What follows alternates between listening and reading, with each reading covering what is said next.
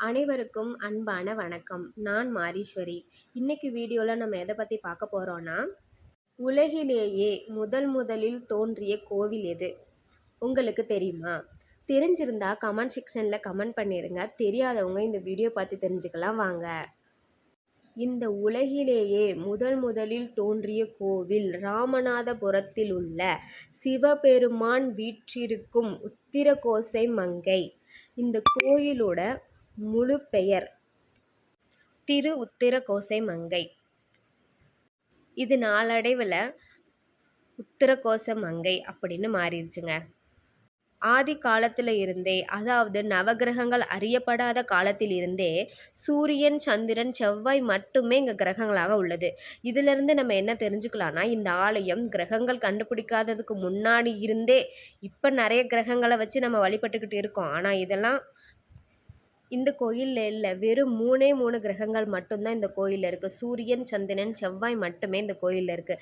இதை வச்சு நம்ம என்ன தெரிஞ்சுக்கலாம்னா, இதெல்லாம் ரொம்ப மிக மிக பழமையான கோயில் அப்படின்னு நம்ம இதை வச்சு தெரிஞ்சுக்கலாங்க. இந்த ஆலயத்தில் ஆண், பெண் 2 கடவுள்கள் இருக்கார்கள்.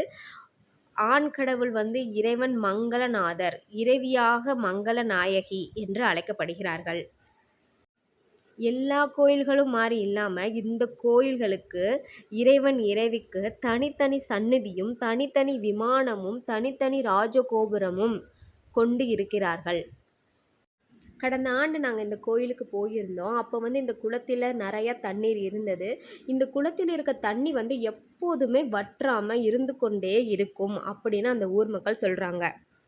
முற்காலத்தில் இந்த கோயில் வரைக்கும் கடல் இருந்ததாகவும், அந்த கடல் தண்ணி தான் இப்போ இது குளமாக மாறி இருக்கு அப்படின்னும், காலப்போக்கில் கடலானது உள்வாங்கி ராமேஸ்வர கடலாக இருக்குது அப்படின்னு ராமேஸ்வரத்தில் தான் கடல் இருக்குது. இப்போது இங்கே இருந்த கடல் காலப்போக்கில் அங்கே போயிடுச்சு அப்படின்னு சொல்லி பல பேர் சொல்கிறாங்க. இங்கே உள்ள குளத்துக்கு பக்கத்தில் கரையில் சுவடிகளோடு கோவில் கொண்டுள்ளார் மாணிக்க வாசகர். இவர் தனி சந்நிதியிலே வீற்றிருந்து அருள் பாவிக்கிறார். இந்த கோயிலில் தல விருட்சமாக இலந்தை மரம் தாங்க இருக்கு. இந்த இலந்தை மரம் பல நூற்றாண்டுகள் கடந்தது என கருதப்படுகிறதுங்க. அதே போல் இந்த கோயில்களை பற்றி பல கதைகள் இருக்குங்க.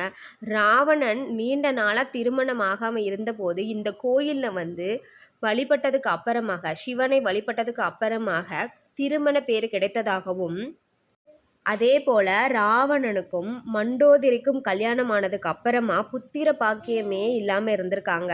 அப்போ ராவணனின் வழிகாட்டுதலின்படி மண்டோதரி இத்தலத்தில் உள்ள இறைவனையும் இறைவியையும் வழிபட்டு வந்திருக்காங்க.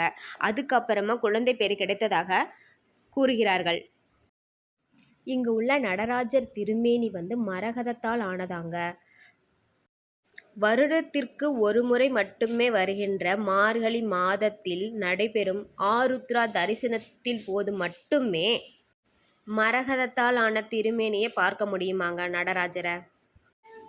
மற்றபடி ஆண்டு முழுவதுமே சந்தன காப்பு அலங்காரத்தில் தாங்க காட்சியளிக்கிறாரு. வாழ்நாளில் ஒரு தடவையாவது நான் அந்த மரகத மேனியை பார்த்துடணுன்னு ஆசையாக இருக்குங்க. இந்த கோயிலில் இருக்க சிறப்பு என்ன தெரியுமாங்க?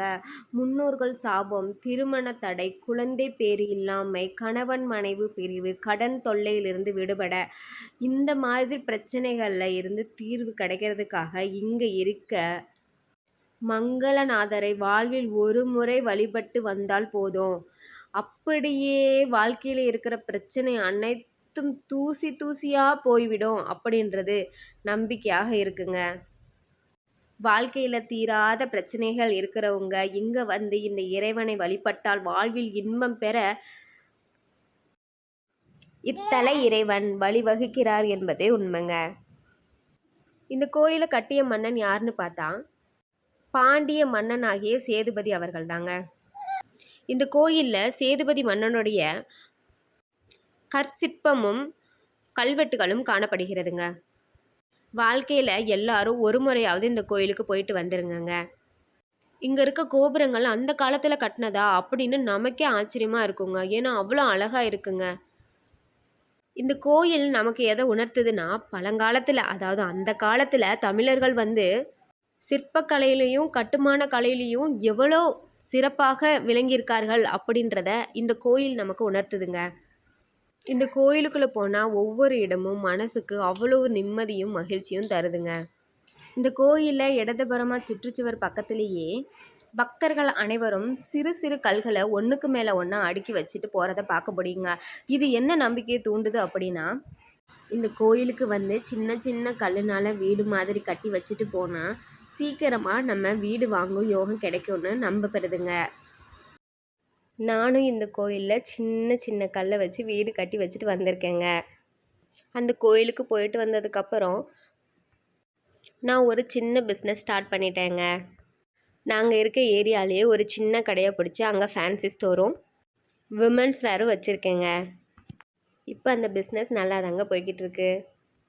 நம்ம என்ன நினைக்கிறோமோ அதை இந்த மங்களநாதர் நிறைவேற்றி தருவாருங்க. அந்த நம்பிக்கை எனக்கு இருக்குங்க.